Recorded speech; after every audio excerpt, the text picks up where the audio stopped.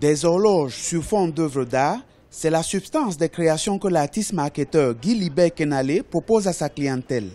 C'est ici, dans son atelier, situé à Biémassi, dans le 7e arrondissement de la ville de Yaoundé au Cameroun, qu'elle prenne corps. Depuis une vingtaine d'années, cet enseignant de techniques forestières s'adonne à sa passion pour l'art en utilisant essentiellement des matériaux de récupération d'origine végétale. Paille, plaquage, feuilles de bananier et lames de bois sont les principaux outils de l'artiste. Et à ces éléments naturels s'ajoute un moteur d'horloge venu d'Asie. Il y a de l'art pour l'art, mais l'art associé à un rôle, on associe, n'est-ce pas, cet art-là à un rôle. D'où le concept d'art utilitaire. Vous voyez donc, cette œuvre, c'est une horloge.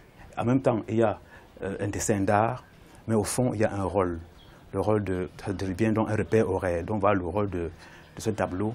En même temps, il présente un outil d'art, mais il permet aussi de repère horaire. Depuis quelques années, Guy Libert n'arrive pas à augmenter les ventes de ses œuvres, pourtant prisées par les touristes.